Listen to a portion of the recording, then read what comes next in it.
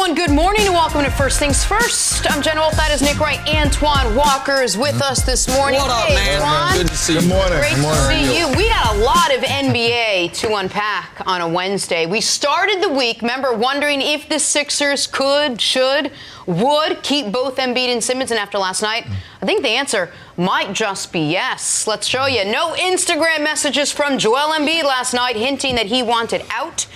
Instead, he shrugged off those booing fans and let his play do the talking against the Clippers, posting 26 points. Ben Simmons put up a triple-double. Here's the crazy part, Nick. Kawhi played for the Clippers. Still lost. They did. But with the Philly win, the Sixers remain an NBA best 25-2 at home. So Embiid was asked about being booed during introductions after the game. Take a listen. Did they boo me? A little bit. But that's cool. Tonight, I could have, shushed my game, but it was all about having fun again.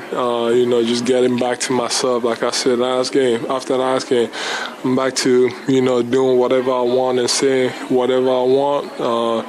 That's how I used to be, and, I was dominating that way. This year, I made a decision to change, and I guess it hasn't worked out. So it comes with a good and bad. So if it helps us win, and if it helps me help the team in a better way to win games, then I'm going to be that guy. And how about this? After the game, Embiid tweeted out this picture with the caption, "Brotherly love, #mycity." Now, we should mention, Antoine, yesterday on the show, you sat here and you said, hey, I'd be careful if you insult anyone in Philadelphia. Those fans are tough, they are harsh, and they'll let you know how they feel. But let's break this all down. Nick, I'll start with you. What do you make of how this all played out? Well, listen, I'm not surprised Philly won. They've been extraordinary at home. They can take advantage of what I will continue to sound the alarms on is a major weakness for the Clippers. Any type of interior defense whatsoever. They crushed them on points in the paint.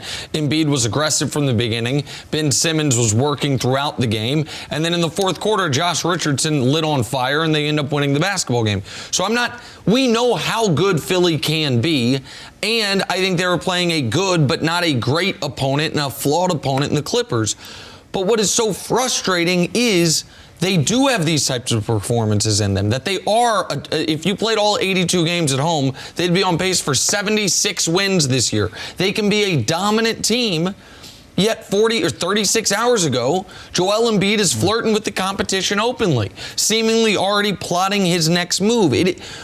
Games like this don't, to me, alleviate the frustration of what happened on the internet Monday night. It exacerbates the frustration because this is not a lost cause. This is not a team that is going to have a definite failure of a season. It has been a disappointing first half of the season for a number of reasons, but their A-plus game is still, to me, the second best of any team in the conference, clearly. If you give me everyone in the East and guarantee me you're going to get their A-level game, the only team that can beat them is Milwaukee, and this is a team who defensively was built to try to slow down Milwaukee and bring in Al Horford, bring in more rim protection. So I'm not shocked by what happened last night. I am frustrated that Philly seems to be so hot and cold, Embiid seems to be so hot and cold, and there's not a level of consistency with this basketball team. I wouldn't say that I'm shocked, but I am a little surprised. I thought they would struggle a little bit more. I knew the fans would be tough on him as expected, but I got to give him a lot of credit. Him and Ben Simmons, they rose to the occasion against a quality team in the Clippers. I thought Embiid played a better game, establishing himself early on in the paint. Yep. Got an offensive rebound and one early in the game. Said to the crowd. Right, got going. Yep. He got to the free throw line 13 times. He only made 8 free throws. But the fact that, and I talked about this, he has to kind of shy away. I made a couple threes yesterday that were nice, but he has to continue to be the dominant force inside. He has tremendous moves. He has a chance to dominate the paint, and I thought he did a great job of that yesterday. And also, you got to give Brent Brown a little credit. I mean, he benched Al Horford. He did something to try to change up the team a little bit, and we know how good they've been at home. But one thing you got to know about these two young guys, they're going to have to go through adversity playing in Philly. When me and Paul played in Boston, and obviously we didn't have championship aspirations, we were trying to make the playoffs. the fans are going to be on you. They expect greatness, and then when the fans see you playing hard and doing everything that you can do on the court to be good, they support you. And B don't want to have this. You don't want to have this brotherly love with them back and forth with Twitter and Instagram. He needs to leave that alone and just play and don't give up. And you talked about this yesterday too, Nick. They got a good team. I don't know why he wants to give up on this right away. They're the 5th seed right now, with potential to go even higher in the Eastern Conference. And if they can put together multiple games like this on the road, it's not so much about at home. It's on the road. Can they perform on the road? That's what they're going to have to get better at if they want to advance in the playoffs. And Brett Brown did say about these two, they played last night arguably the best he's ever seen them play since Brett Brown came to the Sixers. So they finally put it all together. And you're right. They can be fantastic, but there's no consistency to it. They're capable of it, but you don't see it night in, night out, and you especially don't see it on the road, like Antoine said. And I think Brett Brown's overstating it just a bit, because the issue with the Sixers has been end-of-game situations. How are they going to generate offense in the fourth quarter? And yesterday, the worst quarter for Ben and Joel was the fourth quarter, but Josh Richardson was outstanding. He had 17 points in the quarter. He hit tough three after tough three, and Kawhi and Paul George down the stretch in this game were not good. Marcus Morris, second game with the Clippers, had a really rough 90 seconds where he shoves Joel, where he gets an offensive foul, where then Joel swats his shot at the rim. So there was this could have gone poorly for Philly at the end. But yeah, to your guys' point, if you played all 82 games on the road, they're on a 26-win pace. All 82 at home, they're on a 76-win pace. Tell me, Antoine, if you're on a basketball team that has such a big home-road discrepancy, is that a maturity issue? Is that guys don't understand the, not to be cliche, but the business trip aspect to going on the road? Because that's how it strikes me. Well, I don't think with this team, we don't hear stories. We don't hang with them, obviously, off the court, but it doesn't seem like a party team, a team that's not really focused. I think it's about your superstars knowing when to step up. And on the road, your superstars have to take their game to the next level. These two guys are expected to be all-stars in this league, and they both are all-stars in this league, but it's time to go to another level. That's when they're supposed to control things. That's when Embiid is supposed to be aggressive and on the offensive end. The problem is Ben Simmons, I thought, did a terrific job last night, getting in the pick and roll very low, where he could turn the corner, where he didn't have to shoot jump shots. He did a terrific job of that last night. They just got to get better offensively on the road. If they don't do that, then they're going to have problems winning in the playoffs, because in the playoffs, you can't, obviously you're not going to play every game at home, and where they're flirting right now, 5th, 6th seed, you're going to have to go on the road to win in the playoffs, and that, right now the numbers don't show that they're going to do very well. Look, I'd be remiss if I didn't ask you about the team they beat last night in the Clippers, who, like I mentioned, did play Kawhi, who had a big night in 30 points. What do you make of that loss on their side? Well, listen, the Clippers, even if they beat Boston tomorrow night in Boston, which is far from a guarantee, if the Lakers beat the Nuggets tonight, they are going to be 5 losses behind the Lakers with less than 30 games to play. The Clippers have essentially punted on the 1 seed, and I think it's going to be a mistake, and I think that what happened to them last night is indicative of a bigger problem. You look at points in the paint, I think it was 58-38. I had Clipper fans tweeting me all day, all week, oh, you're underrating Zubac as a rim protector. Okay.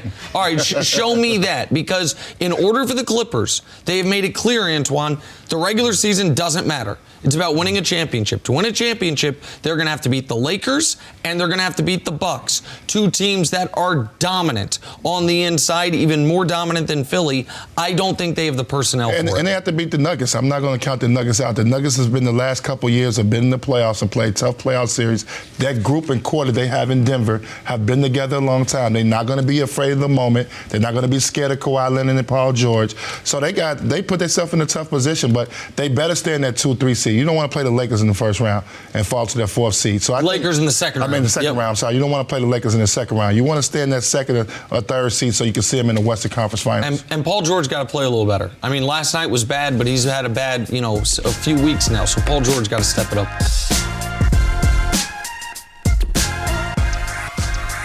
All in all, over $218 billion of food goes to waste in this country every year, including 20 billion pounds of produce. That's what Imperfect Foods is here to change. Imperfect Foods is the only food delivery service that buys the perfectly nutritious and delicious foods grocery stores won't sell and delivers them to you at a discount so you can save money and help reduce food waste. Imperfect Food sources directly from farmers committed to quality and delivers delicious Imperfect groceries to you for up to 30% less than grocery stores. Imperfect Foods' flexible plans let you pick healthy, seasonal produce alongside grocery staples. Read about Imperfect Foods in the New York Times, Bloomberg, and Forbes, or ask any of their over 200,000 satisfied customers. Start saving time, saving money, and saving waste right now, because when you go to imperfectfoods.com/Ron now through February 16th, you'll get $10 off your next 4 orders. That's a total of $40 off. Just go to imperfectfoods.com/Ron to get $10 off your next 4 orders. imperfectfoods.com/Ron and enter RON Ron at checkout. All right, on to the Rockets. Facing the Boston Celtics last night, nice little 1-2 punch from James Harden and Russell Westbrook as the two went off, combining for 78 points. So the Rockets get the win. They're now 2-2 since trading away center Clint Capella. After the game, Harden said the combination of he and Westbrook is, quote, pretty scary.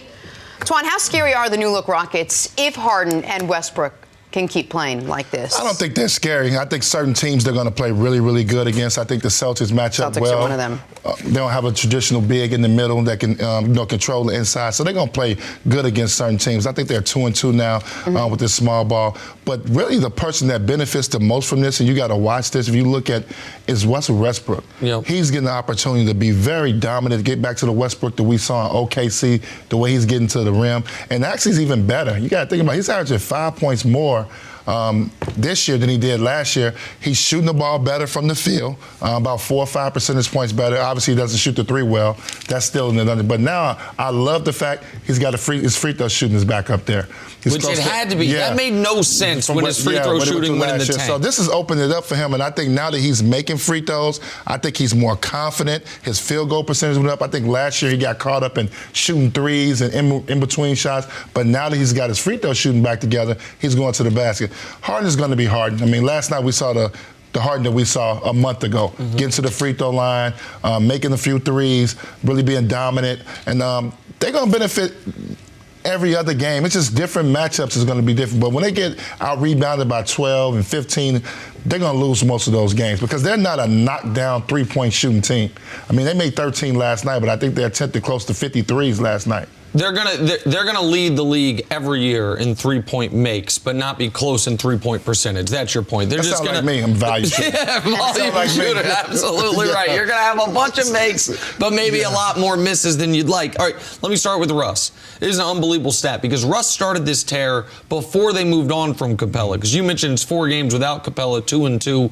Easily could be 3-1 because that Bogdanovich 3 at the buzzer stole a win from him. Great shot by him. But over Russ's last 10 games, he's got 234 points in the paint.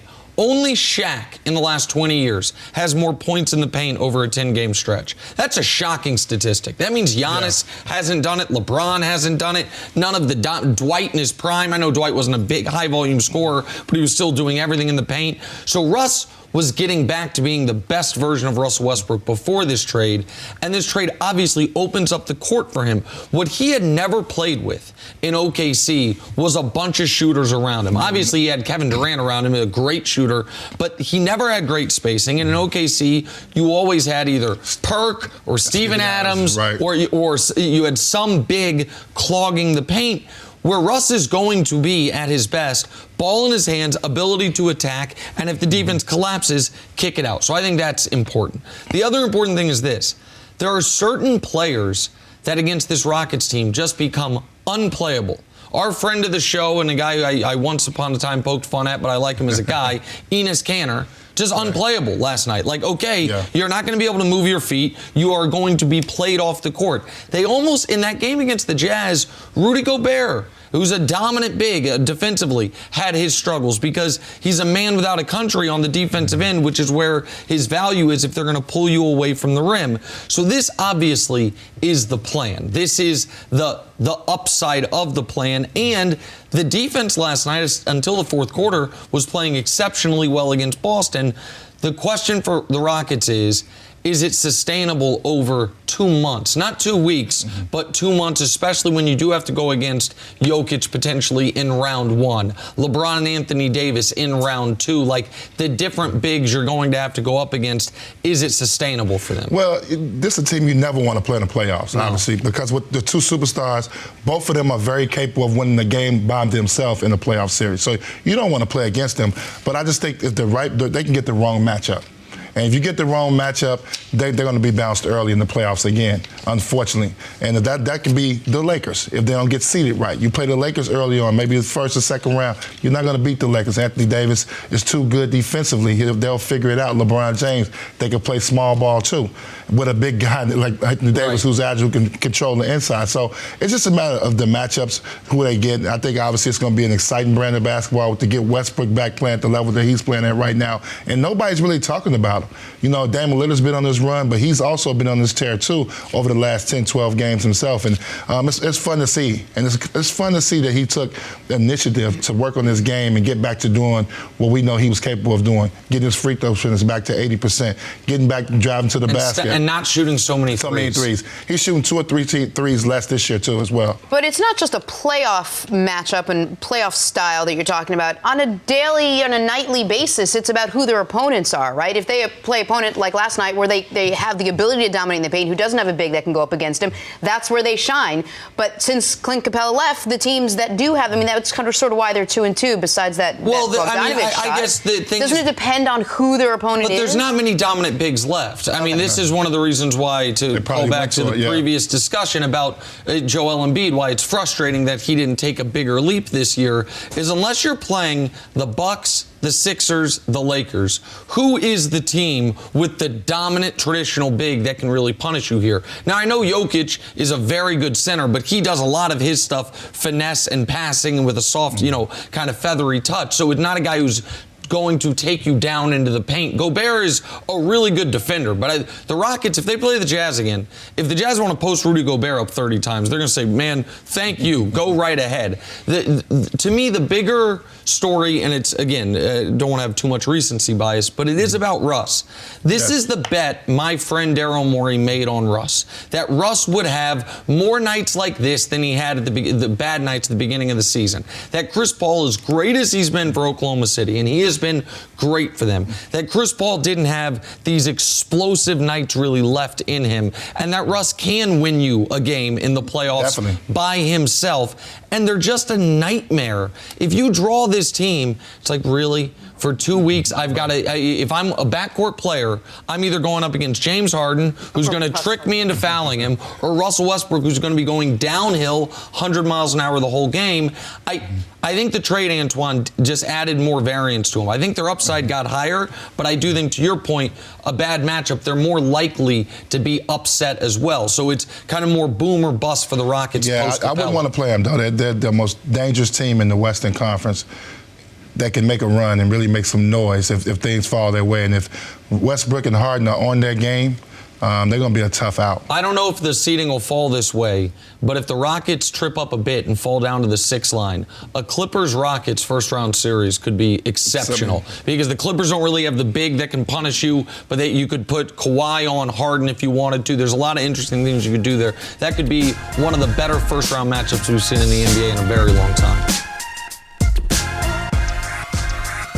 TurboTax is here to help this tax season by making tax filing easier for you. They've made it their mission to give you all the tools and advice you need to get your taxes done with confidence, like making uploading your W-2 as easy as taking a picture. Just use your phone or tablet to simply snap a picture of your W-2, then watch your information appear in the right place in your tax return. You can be sure you're filing your taxes correctly while at the same time making sure you're getting the best possible refund. TurboTax. All people are tax people.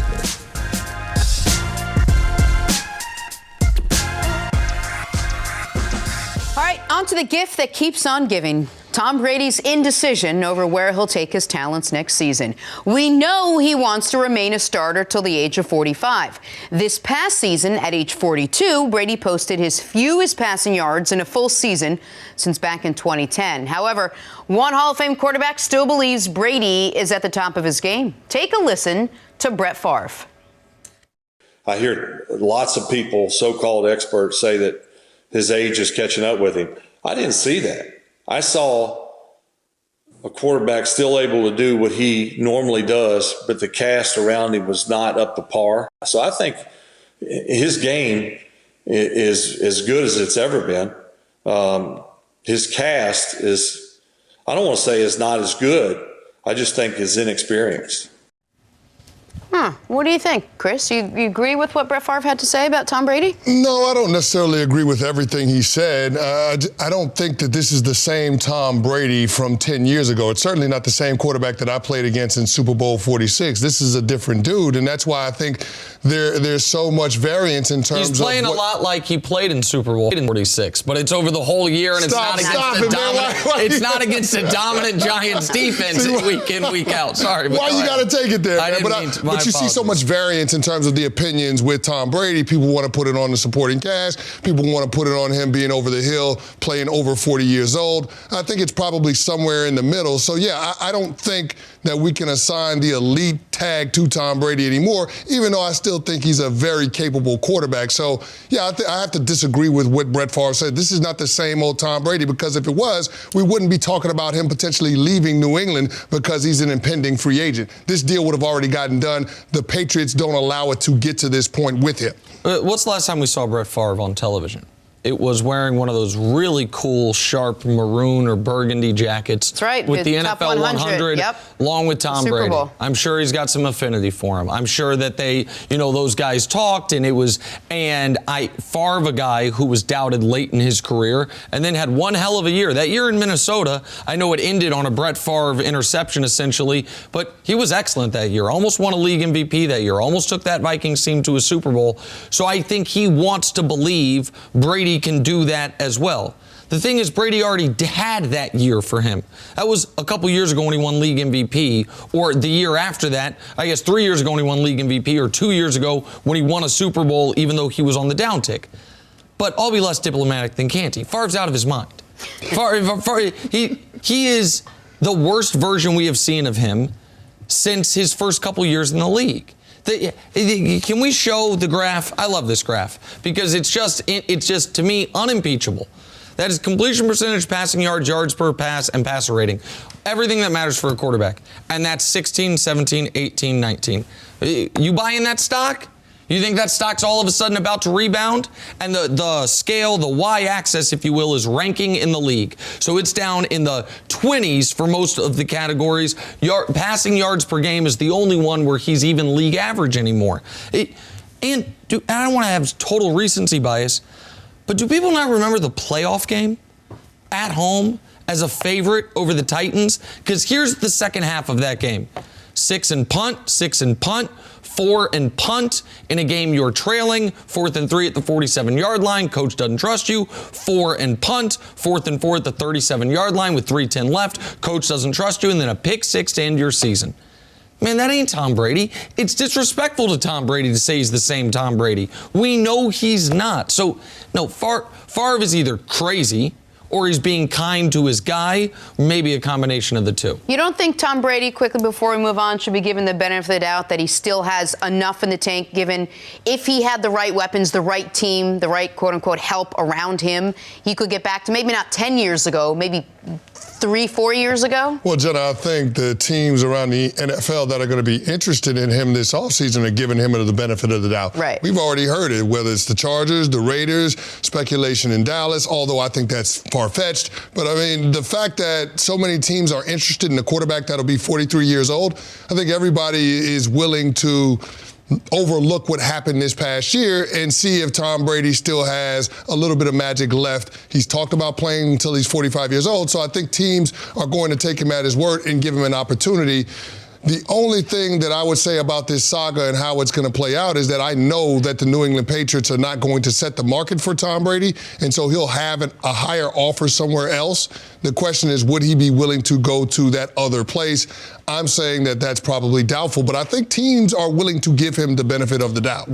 Jenna, I'd be willing to give him more benefit of the doubt if this was a one-year blip. We saw this coming in 2018. In 2018, when the team had its worst record in a decade, Brady had his worst statistical season in a decade, and the thought process then was, well, maybe he'll flip a switch in the postseason. Yeah. In the AFC Championship game, Brady was bad for 58 minutes. Now, he was brilliant at the very end of that game, and to his credit, 2 years ago.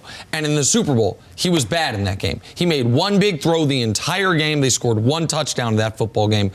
And in the playoff game against the Titans, he was bad after his worst regular season. That graph ain't lying. This is a trend that is going like this. Right. With better supporting cast, maybe it levels. Because with the same supporting cast, you would think it gets worse. Maybe it levels. The problem is, even if it levels, that's not good enough to win a championship in 2020. It's a new year, the perfect opportunity to take your business to the next level by hiring the right people. But finding qualified candidates can be challenging. ZipRecruiter.com/FTF makes it easy. ZipRecruiter sends your job to over 100 of the web's leading job boards, but they don't stop there.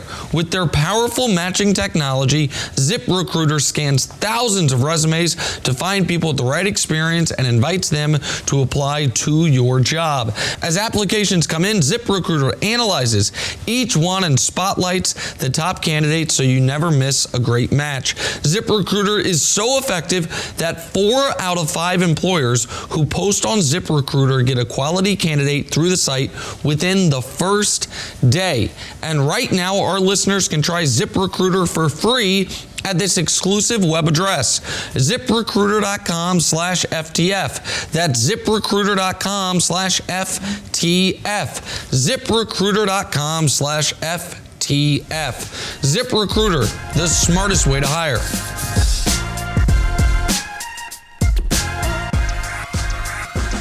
All right, let's move on. Talk about the Dallas Cowboys, who you could argue don't have a quarterback right now. Dak Prescott has yet to agree to a new deal. The Cowboys have yet to commit to using the franchise tag. And now rumors that the team could possibly move on from Dak and find a different quarterback altogether. Dak was asked about his contract situation. Take a listen to this. Are you a $40 million quarterback? You tell me. I'm asking you. You're the one that, it's your contract. You're the prognosticator. I'm not the one writing the checks, though. Yeah, I'm not either. If it's my call to write it, yeah, no telling. I mean, let's be honest, right? So, I mean, like I said before, though, I mean, I trust my agent. I trust the Cowboys. Something will get done. We're not going to sit here and put a number on it. Something will happen. There's a lot going on here in Dallas. I don't think it's the way any of us thought this was going to play out leading towards this. Nick, do you think the Cowboys are better off using the franchise tag on Dak at this point where both sides are? I think it's pretty clear they are. And now I've decided I'm all in on the Cowboys franchising him, and shopping him and seeing what the return could be. I thought of this when the Michael Irvin stuff first came up, and I started thinking about what the real possibilities Michael were. Irvin suggesting talking about they could move on from Dak and sign Brady, however far-fetched that was. It just got the wheels turning in my brain. And I thought about the fact that Jalen Ramsey was traded for 2 1s and a 4. Frank Clark, who's good but not great, was traded for a 1 and a 2. Laramie Tunsil was traded for 2 1s and a 2. That's all in the last 10 months in this league. The NFL, which has been very late compared to the other sports in getting in late to the party on getting in on these massive blockbuster trades, the last year, it's kind of started with the Khalil Mack trade a few years ago, and now we're seeing a lot more of it of star-level players being traded for enormous return. And I do wonder if you're Dallas, in a quarterback marketplace where there are capable, not great, but capable quarterbacks available, either via trade like Cam or Dalton on very affordable contracts, or via free agency like such as Teddy Bridgewater or one of the older quarterbacks, Rivers, who I'm not a huge fan of, or Brady. You guys know where I stand. If you could get from the Chargers the 6th pick of the draft and their first rounder next year, and like a 3rd rounder, if you could get what the Jags were able to get for Jalen Ramsey, and save all that cap space, is that not better than paying Dak $38 million a year? To me, it would be. And if not, if once you franchise tag him, Canty, that market isn't there, then you make him play under the franchise tag. But my last resort, and the one I would not engage in, is paying Dak Prescott like he's the best quarterback in football, because he's far from it. Well, I think you have to start with trying to answer the question, is he our franchise quarterback or not? And if you're answering that question with an affirmative, then you have to take the option that you're suggesting completely off the table. Like, that's a non-starter. You usually don't see, well, let me rephrase that. You never see franchise quarterbacks in their prime get traded. I think the last guy that was in his prime that changed teams, you probably have to go back to Jay Cutler when he left from Denver to go to Chicago. And I think there were 2 first-round draft picks in that trade going back to the Broncos. So, I mean, I think we all look at that and say it didn't really work out for either team in that situation. But with Dak Prescott, this is a matter of just timing, because you're trying to compete for a championship. Your roster is constructed to go now. I don't think that Jerry Jones and Mike McCarthy envision a quarterback change, because I do think that that would disrupt and derail your Super Bowl aspirations. I don't see that as really being an option. I have to try to figure out a way to be able to leverage the franchise tag in order to make the number on a long-term extension that much more palatable, because there still is some risk that Dak Prescott would incur if he's going out there on a one-year proposition. And you have to just try to see what is it that we can do to try to come to some middle ground. But I think Dak Prescott not being your quarterback should not be on the table. And don't forget, they went through all this to get Mike McCarthy there, who's supposed to be so great at the quarterback guru working with quarterbacks. Now the position is kind of up in the air. Well, the one thing you have to worry about is if you do franchise Dak Prescott, is he going to show up for minicamp? Is he going to show up on time for training camp? Because you're trying to install a new offense with Mike McCarthy and some tweaks to Kellen Moore's system. So I think that there's a lot of moving parts. And the other aspect of this is franchise tagging Dak. What does that do in terms of my flexibility to work out some other deals? Because you can't, because all the cap hit comes immediately that year. You can't prorate it to later years, anything like that.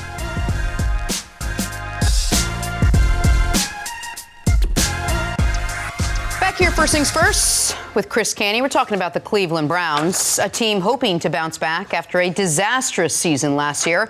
Odell Beckham's first season in Cleveland turned out to be his worst as a pro, fewest yards per game of his career. He and Baker could never really get on the same page, and he, like Baker, has heard all the media scrutiny about it. I know that I'm not perfect by any means. I know I've made mistakes. I know all of these things, but I think somebody should find some good into the way that I am, in the way that I live my life, because I'm not going to sit here and let you affect me, and it's going to bother me. All these people who talk on TV and have these things to say about me have never sat down and have a conversation, have never been at a dinner and we're just talking life or perspective, so they don't know. And I feel like they really want me to be in a box of somebody who I'm really not, so badly that they'll never find a way to accept me. What do you think, Nick? Well, You've been saying that for a while. I agree with him, because I've sat and had dinner with him, because I know him, because Odell's a good guy. Odell is really well liked by his teammates. Odell cares a tremendous amount about winning. Odell also, he wants the media to accept him. I think he needs to accept that that is not going to happen, and have it bother him he can say it's not going to bother me. It's going to bother him. Maybe not forever, but it's going to bother him. Odell is also a sensitive guy. Odell is an emotional guy. And that some of that is what has made him him, but some of that has made him his own worst enemy. Odell obviously has had, about once a year, he has a moment where it's like, damn it, like I can't defend you. The picture in the hotel room in Paris, that wasn't great, because it did appear there were some drugs in the room. The interview with Lil Wayne and Josina Anderson, that wasn't great, because you didn't need to do it. The LSU partying stuff a little too hard during his team's national championship game and acting a bit of a fool at the national championship game, that wasn't great. But all of these are either literal or figurative misdemeanors, at least to me. Mm-hmm. And the other stuff is nonsense. Like, it is, we are picking at the action rather than, the actor rather than the action. The visor and the watch and the shoes. I could not possibly care less about it. But Odell needs to understand, I am rare as far as the way I approach this. Most media folks are have a much more, not politically speaking, but conservative approach to these things. And he's going to be constantly criticized. And there's only two paths forward. One is to change who you are. He's not going to. The other is to not give a damn about it, and it'll certainly help if your team starts winning, and then people will excuse it.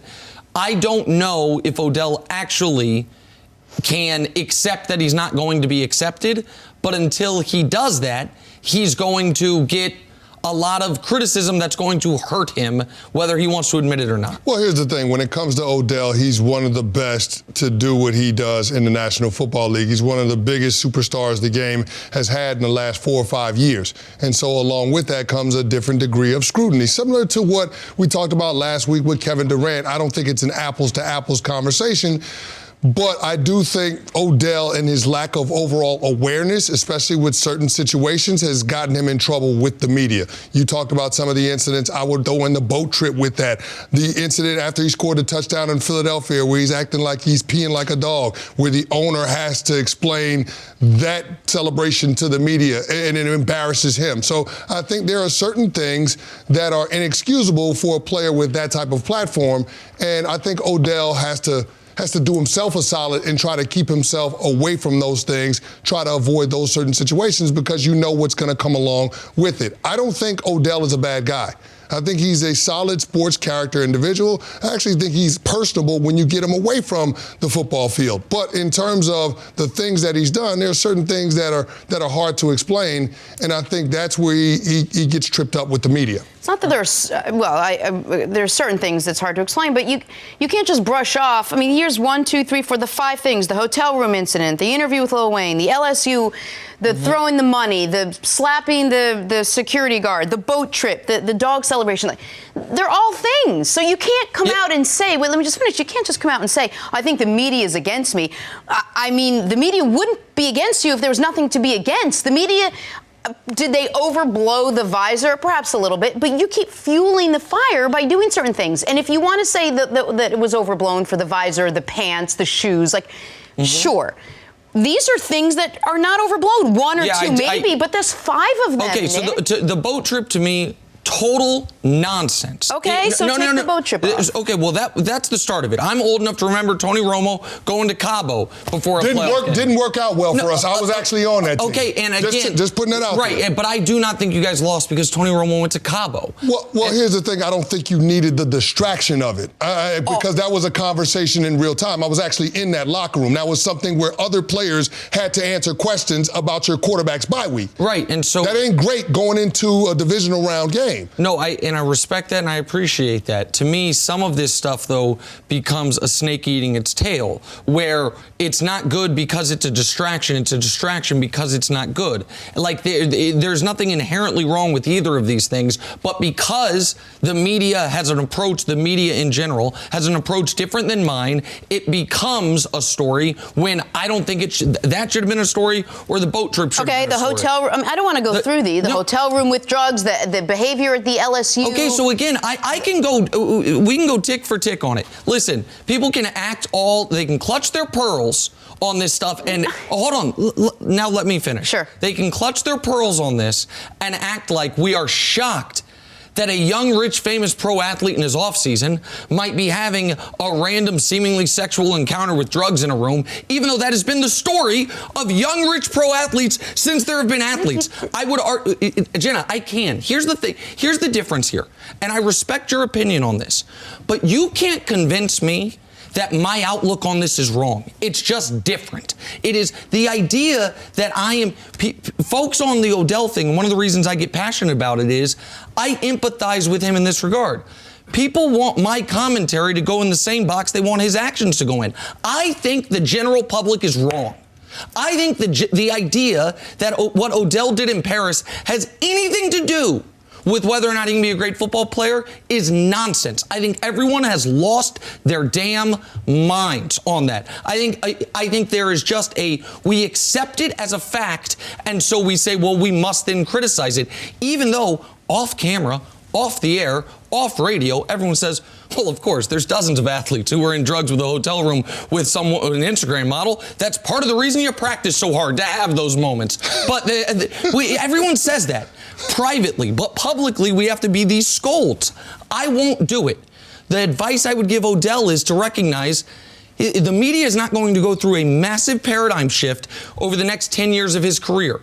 So he either has to accept the criticism or change who he is. He is not going to change who he is. So he has to recognize the criticism is going to come with it. Here's the one thing I will say, and I'm with you for most of what you're saying, but the part about the interview that he did with Josina Anderson, or what he did in the locker room after the national championship games, those were mistakes. Those were missteps. And at some point, he's going to have to be accountable for his actions. This is not the media bullying him. He is not a victim with those particular circumstances. Now, if you want to talk about the hotel room in Paris or, you know, the boat, I get all of that stuff. There are certain things that he has to be accountable for because they are mistakes. And there's no way you can excuse that type of behavior. And the LSU thing, I said it on this show. Yeah. It wasn't the money I didn't care about. Listen, you can't slap the security guard on the butt like he kicked a field goal. Yeah. We know that.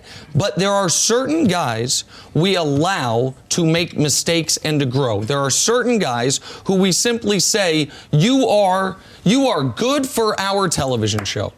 So your watch is a story. Your visor is a story. Your shoes are a story. Individually, it's not a story, Nick. When you had 12 things together, you can't say they don't become a story because you're friends with the guy and you like him and you like his sort of brazen personality. You put 12 of those things together and it becomes a pattern. That's why the media talks about him. I'm not criticizing you. I was criticizing Odell for saying, I don't know why the media is always has it out for me. He didn't say the media has it out for me. He says what did he say? He says the media doesn't understand Correct. who I am. Correct. And as a result, they're always after me for everything I do, and they're not going to understand. Well, I don't think he said they have it out for me. He says they don't understand him. And I think this is good evidence of that. I think people do not understand him.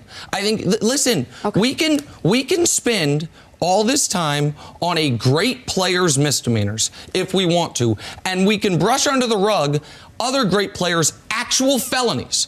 Like, not theoretical felonies, actual felonies, because it's fun and interesting to talk about the guy.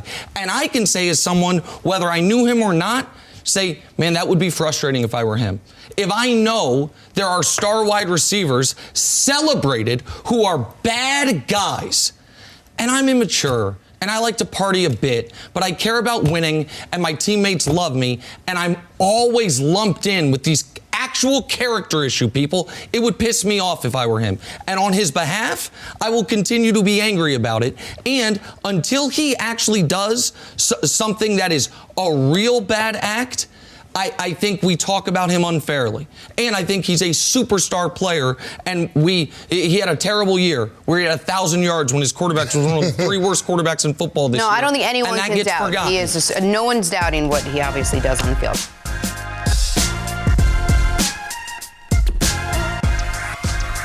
Talk some Zion Williamson, shall we? Last night, the Pelicans got a true taste of their future. Pellies beat the Blazers handily behind a career-high 31 points from Zion in 28 minutes of play, prompting Carmelo Anthony to say he can't even compare Zion to anyone he's ever seen. Here is Zion on his career night.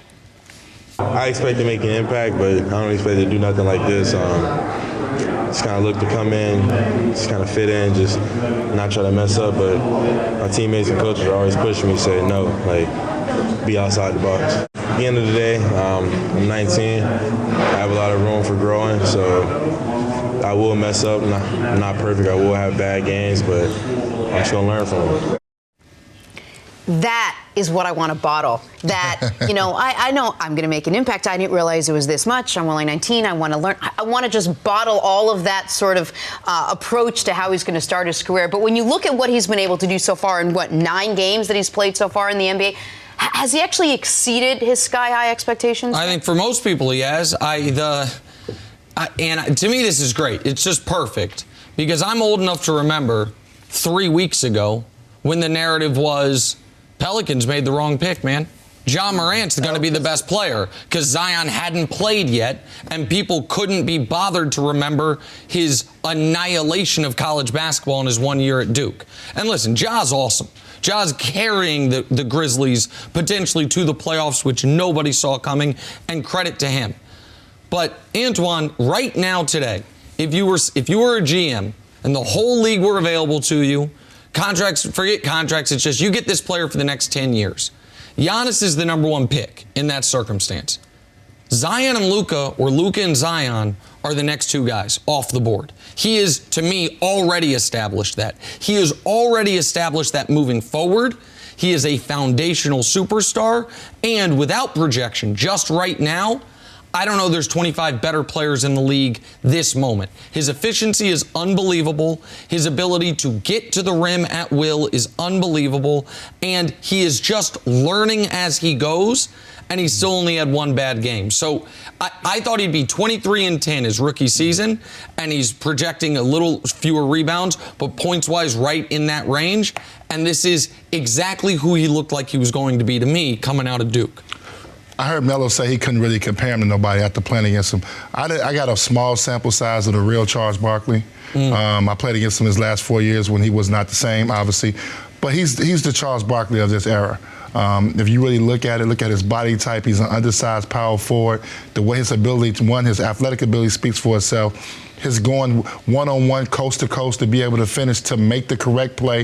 If you just watch Barkley highlights and look at his, it's pretty much the same. And Zion's probably more aggressive around the rim, probably a little bit more athletic than Charles as far as dunking on people, finishing the rim. But they're both the same type of players to me. I think if you look at the numbers, Barkley for his career was like 22 and 11. Zion is probably going to be a 20-10 guy his whole career as well. It's hard to say right now if he's a top 25 player. I want to see a little bit more before I put him in that category, a top 25. But he'll be there very quickly. They made the right choice. He's a guy you can build around, and I hope they continue to put good pieces around him because they got something special there. To lose Anthony Davis and to get a guy like this was huge for New Orleans. And if they got to make sure they get a good point guard around him, somebody can give him the ball, distribute. Don't make him do things that he doesn't have to do. He don't have to be Superman because his efficiency goes out the roof. It's amazing how good he's around the basket. And on the Barkley comparison, I don't think he'll ever be quite the rebounder Charles was, but I think he'll be a better defender. Charles was not a great defensive player. Zion, because of the athleticism and the instincts, has already shown, at least on weak side, help defense can be elite. And I think at some point on the ball defense, because his first step is so great, he can be an excellent on the ball defender. And he's a winning player. The Pelicans won 40% of their games he hasn't played in this year. They're 5-4 in the games he has played in, and that easily could be 7-2 if the first two games he played, he wasn't on that minutes restriction where they had to take him out and they weren't able to get a full game out of Zion. But as far as opening 9 games, can we show it? Let's show who Zion stacks up against as far as guys who have averaged at least 20 points on 50% shooting in their opening 9 games over the last 35 years. I mean, you've got... That's a nice group. I mean, that is an amazing group. And people might say Grant Hill, the young audience, Grant, before his ankles went out on him... was top 3 player in the league. Exactly right. Yeah. And he came out of Duke polished. Yes. You know, he had more experience in college. Shaq, a phenom. David Robinson, phenom. Michael Jordan, one of the 3 greatest players of all time.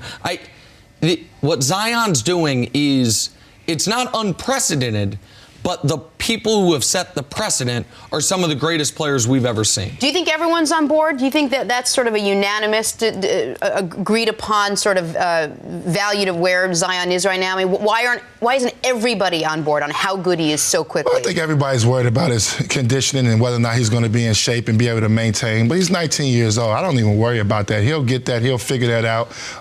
It's scary if he decides to go the other way and really focus in on his body because the sky's the limit how good he can be then. But I'm fine with that. That's going to come. If he was able to play the whole season, he'll be in the best shape of his life. See him about another month from now. He'll be even better as long as he don't get hurt. Conditioning doesn't bother you? Do any of the injuries bother you at all? No, he's young. I mean, that happens. I mean, a guy like that with that athletic ability, he's going to have some knee problems because he plays above the rim. And that usually happens with guys that play above the rim. But I think he'll be fine. Listen, Jen, I'm sure he just scored 31 points. So everyone who was saying Josh should have been the pick is now saying Zion, you know what I mean, might win Rookie of the Year. So might miss in the first half of the year.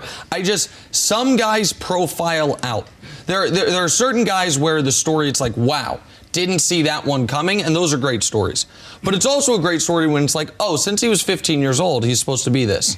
And he is becoming exactly that. The LeBron story. The LeBron story is the same story. It's like, he was just bigger, stronger, and faster than everyone in high school. We saw the highlights, and we said he's going to be an awesome pro. Right. Zion had a year of college sandwiched in between, goes to Duke, is the third best recruit in his own class, and then is the best player in college basketball, arguably the best season anyone has had since Durant at Texas. Like, some guys just profile out. He's that guy, and he's living up to those, if not exceeding those expectations. And he's fun to watch. Oh, God. So fun We need more high flyers in this shooting league. It's fun. All right, Dallas Cowboys Hall of Famer Michael Irvin has been causing a little stir with his comments recently. Last week, he said he was hearing Tom Brady could end up in Dallas. But yesterday, he put all his backing behind Dak, saying this of Brady potentially coming to town: "I am blown away with this. Ain't no way in the world that should happen. That would be insane. Are you kidding me? Are you out of your mind? It is over for Tom." He's going to walk this back too now. I promise. But let me ask you, Nick, would Brady give the Cowboys, though, a better chance at a Super Bowl than Dak Prescott would? Not to not answer your question. I just want to say, I love Mike. But this is shame on all of us. Mike prefaced his initial comments. He literally said, "I set my cranberry and vodka down when I heard it." So he told us the scenario in which he heard it. Drinking at a Super Bowl party, and now we're like, Michael Irvin's got sources. So we all probably overreacted to this initially. But now to answer your question, I wouldn't give Dak Prescott some top-of-the-market extension. But Dak Prescott right now, and I've been a bit of a critic of his, is obviously better than Tom Brady. Dak Prescott, if they were two players for 1 year on the same exact contract, Dak Prescott, even in that scenario, gives the Patriots a better chance to win. I'm sorry, gives the Cowboys a better chance to win than Tom Brady would. Right, that would be. Now, with that said, I do think if both of these teams were available for Tom, I do think the Cowboys give him a better chance to win than the Patriots. They have the offensive line, they have the running back, they have a number one receiver. So I think the Cowboys are better situated for either quarterback. But if they could have either quarterback at the same price, even without even projecting the years out, where Dak's got another decade to play and Tom maybe has 1 or 2 more years, I'd still, in just 2020 alone, rather have Dak Prescott, because he's coming off arguably, and he's a flawed player, but he's coming off arguably, or an imperfect player, I should say, the best year of his career, while Brady's coming off arguably the worst year he's had in nearly 20 years. So to me, Dak is the clear-cut answer. Well, you're saying he had the best year of his career from a passing metric standpoint, but he had the lowest win total of his career. So I mean, I don't necessarily look at the production in the passing game equating to the results that Jerry Jones and Stephen Jones are looking for. But when you're looking at both of the quarterbacks, I'm not ready to say that Dak is already better than Tom Brady. But what I am willing to say is, when you're talking about a contract for both of these players, I think you give a better chance of having the return on investment that you're looking for with Dak, because I do believe that you're talking about an ascending player as opposed to Tom Brady, who is a declining player. And Jerry Jones, if he really thought that Tom Brady was going to be an option this offseason, if you know you're going to make a head coaching change, then you probably would have looked at potentially going down the road of Josh McDaniels as opposed to hiring Mike McCarthy. So I got to be all the way out on the rumors that are connecting Tom Brady to the Dallas Cowboys. I just don't see that happening. Let me ask you a question, though. Let's just, for the sake of argument, let's say Dak and the Cowboys cannot come to terms on a deal. So it would be a 1-year franchise tag at $27 million. Let's say they also hear from Tom Brady's agent, I think it's Don Yee, he would accept 1 year, $27 million. If you could have either of these players for 1 year at the exact same contract for the Dallas Cowboys, who do you think next year would be better for them? I would say Dak Prescott, because you know if you move off of Dak Prescott and go to Tom Brady, you're not going to be able to have Dak Prescott as an option down the road. You know that's not going to happen. So it's more about the future. It's about the longevity of it. You have to give yourself as many cracks at it as you possibly can, and with the contracts and the players that the Cowboys already have locked up, it makes sense to go down the road with a long-term extension with Dak eventually, as opposed to going with Tom Brady for a 1 or 2 year proposition. To me, that makes all the sense in the world. I'm not going to go with a 43-year-old quarterback when I have a 26-year-old quarterback that seems like he's on the uptick, and he had a top 8 to 10 year in terms of the quarterbacks in the National Football League. So it doesn't make any sense to try to go down the road of Tom Brady. I just don't see Jerry and Steven doing that. Come on, Jerry. You know what you want to do. Remove the Chargers as an option for Brady. Trade Dak to the Chargers for a bunch of first-round picks. You have an void at quarterback. You have all these picks. You have cap space. Bring Tom in. It'd make all of our lives amazing. When you brought that up in the morning meeting, I was like, that's ridiculous. He's never going to. It's a little ridiculous, not really, but it's interesting. If Jerry Jones wanted Dak so badly, he could have been signed 27 different times at a much cheaper price point than he's probably going to command right now, and he still hasn't pulled the trigger Dak to do fetches you a bunch of first-round picks. You slide Brady in there, try to go win a Super Bowl. It's at least interesting to consider.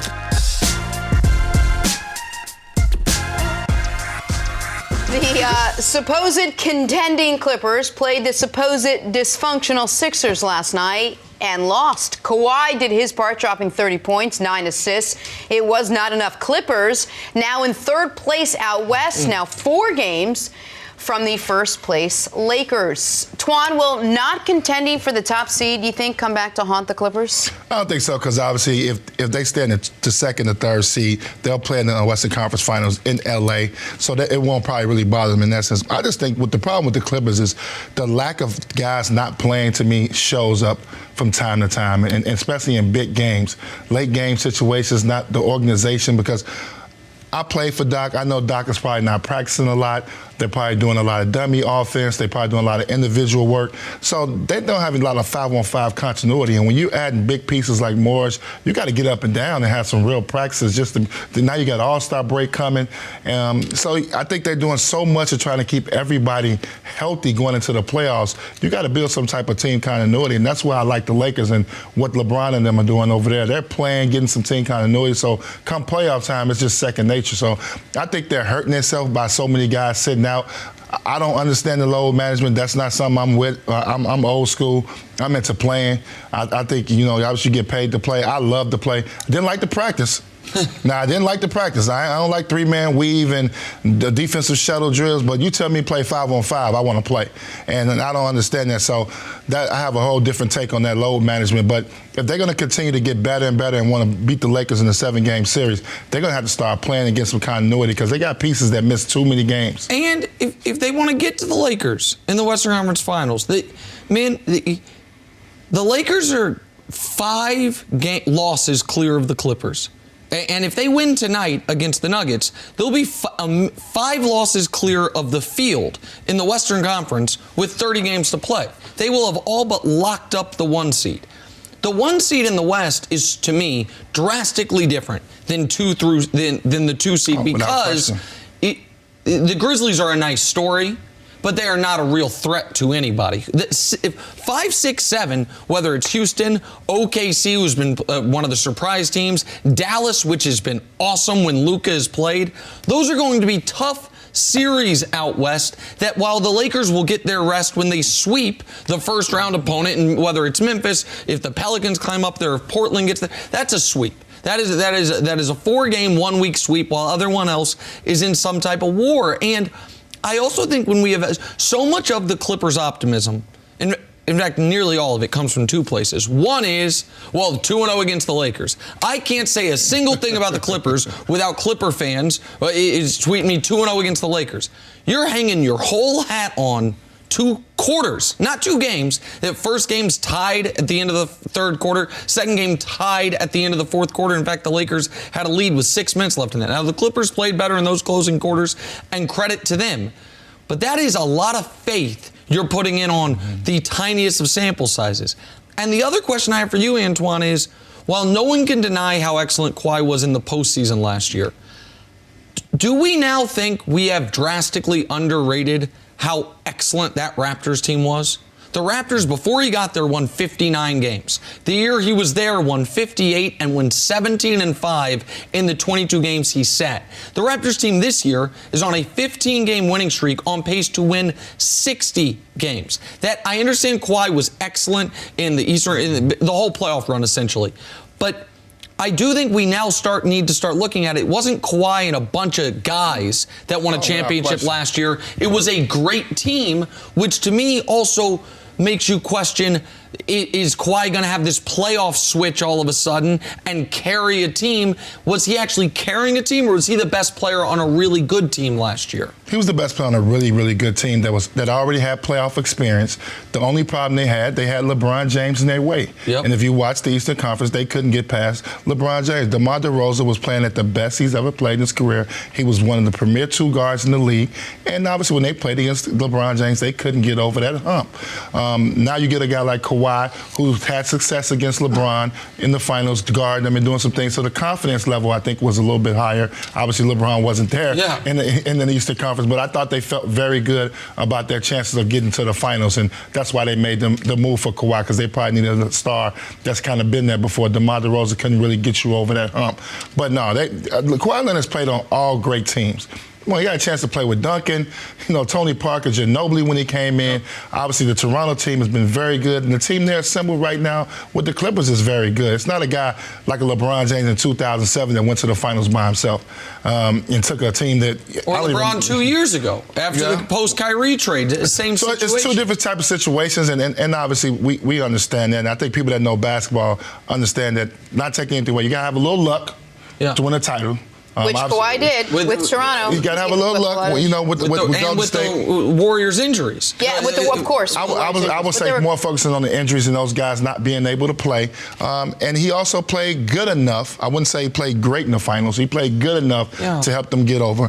Some other guys, the role players I thought played, Kyle Lowry and Fred VanVleet, those guys played great in the finals. Kawhi was great in round 2 against the Sixers, and he was great in the final 4 games against the Bucks. You're absolutely right. He was good in the finals. Last 2 games of the finals, he wore down a bit, but the Warriors at that point were a mash unit. They were without everyone essentially but Steph and Draymond. So we just have to, it is so odd to me, and I know people say, Nick, you're a LeBron guy. Set that aside. It is so odd to me that there is more benefit of the doubt come the playoffs this year being assigned to Kawhi than there is LeBron and the Lakers. The Lakers have been better. The Lakers have the best player. They have the far better second best player. They're going to have home court advantage. They're going to have the easier path. And people keep saying, well, 2-0 against the Lakers. Okay, you might be playing the Rockets in the first round of the playoffs. They may sweep the Lakers. That don't mean anything come playoff time. The Lakers are the 1 seed. Yeah, I do. I remember a year, I think Atlanta swept the Lakers in the the Cavs in the regular season, and the Cavs then swept them in the postseason. So we'll see. We'll just see. And by the way, I didn't see a big man rim defending for the Clippers yesterday. Seemed to be a bit of a problem. We almost got through the segment without rim protection. Well, it just seems like an issue. Kenny, last season was supposed to be Cam Newton's bounce back. He spent the summer of 2019 rehabbing his injured throwing shoulder, and as we know, this past season had to be shut down due to foot injury. He couldn't quite get it right. So here's Panthers team owner David Tepper on Cam's future in Carolina. Listen, I'm not a doctor. And I said it a million times. Is he good? Is he healthy? And he's not a doctor. So, there's a lot of different things can happen. But first is he healthy? Tell me that, and then we can talk. That seems pretty non-committal, Kenny. You think Cam Newton should be the Panthers' starting quarterback next season? Because I'm not sure David Tepper does. No, I don't think he should be the starting quarterback, and I don't think he will be the starting quarterback. When David Tepper bought the team, he went out and said that this was not going to be a quick turnaround. This was going to be a long process. That's why he gave Matt Rule, their new head coach, an unprecedented contract, 7 years, $60 million, could go up to $70 million with incentives. So I think that they're looking at this thing from a practical standpoint. whether you have a healthy Cam Newton or not, based on all of the losses that you've had this offseason already and the organization pivoting off of Ron Rivera to a new guy, I think this is the perfect time to move off of Cam Newton. He's got a very controllable contract. It's a one-year proposition for a prospective team at $19 million in base. So I think it's a contract that you can move and bring back assets. And if you're going through a rebuild, it helps to have more draft capital. So I think there's a lot of reasons why the Carolina Panthers should move on from Cam. All right, before I give my opinion on this, I want to ask you a question. So if they are in full-on rebuild, who's the best player on their team? Christian McCaffrey.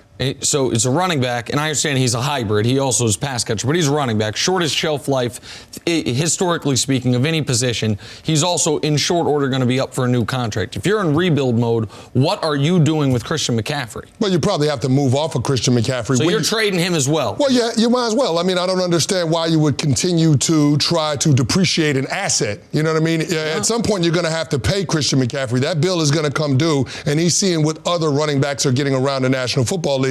When Derrick Henry gets paid this offseason, that's only going to make his asking price higher. So, I mean, it does make sense. And this, by the way, is the year that after 3 years when Gurley got paid, when... Who's the other running back who just got paid? Zeke. Oh, and Zeke. And so this is the time when guys have gotten paid. So you would flip McCaffrey and really just rip this thing all the way down to the studs. Well, I mean, it's almost already down to the studs. So, I mean, it just makes sense if the Carolina Panthers aren't going to be very competitive, whether you have either player healthy and available for the entire year. I mean, it just doesn't make any sense to hold on to those guys. And then you couple in the injury concerns that we've had from Cam. It's been 3 seasons since we've seen Cam play a full 16. So I have some serious concerns about whether or not you want to put him out there this year, especially when you can get something in return for him this offseason. Well, and at this point, if I'm Cam Newton or I'm Cam Newton's agent, I say, okay, that's enough. You guys were non-committal with me before. You saw the disaster that your quarterback position was without me, and you still are non-committal, even though it's going to be a full 12 months before this next season rolls around since I suffered that Liz Frank injury. I'd like to be moved. If I'm Cam Newton, I don't want to be there anymore. He hasn't said that. He hasn't gone that far. Hearing that from the owner, I'd say, don't worry about my health, bro. I got you. Trade me.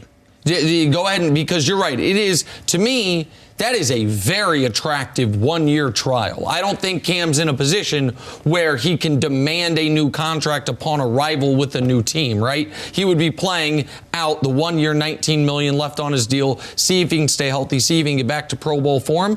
But I don't want to be there if I'm him anymore. Not only because Greg Olson's gone and Luke Kuechly is retired, and they have seemingly never quite been able to draft the right wide receivers on the outside, but also because I'm the best player in the history of your franchise. I've always conducted myself well. Like, Cam has been great in the community. He's been a great leader. His teammates adore him. We have had Greg Olson on the show multiple times talking about that. Christian McCaffrey on the show talking about that. And that's the comment you make.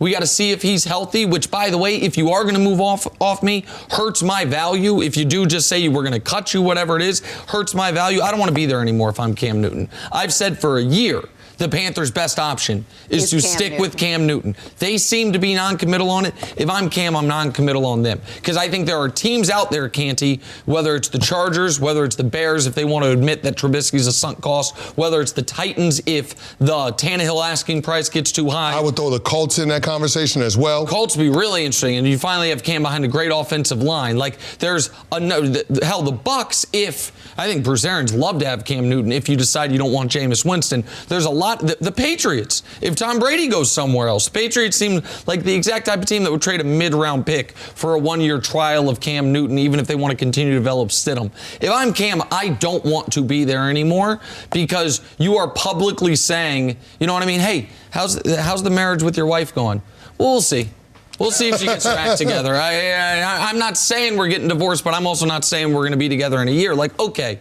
Well, then send me the papers and I'll sign them, because that's, to me, what David Tepper just did there. But you seem to think Cam has more in the tank and more left than you do. I think the jury's still out for you on how much Cam can offer a team. We know he's not going to get back to MVP Cam, but how far back do you think he can get? Well, here's the thing. I don't think any team is going to sign up for Cam Newton being their starting quarterback and penciling him in for the week one guy. I just think with the injury history, there's a certain amount of risk that comes along with that. I think it's going to be a situation where he'll be competing with an incumbent that's on a controllable salary. That's why I threw out the Bears. That's why I threw out the Colts, because both of those teams have young quarterbacks at a relatively controllable number. They have the cap space to be able to absorb a contract like Cam Newton's, or if they don't have it, they can easily get to it. So it just felt like that makes a lot of sense, just because I don't think any team is going to go all in with Cam, because there is a significant risk associated with it. And I would, if I were a team out there, and my other options are to pay Ryan Tannehill a bunch of money, to pay Teddy Bridgewater a bunch of money,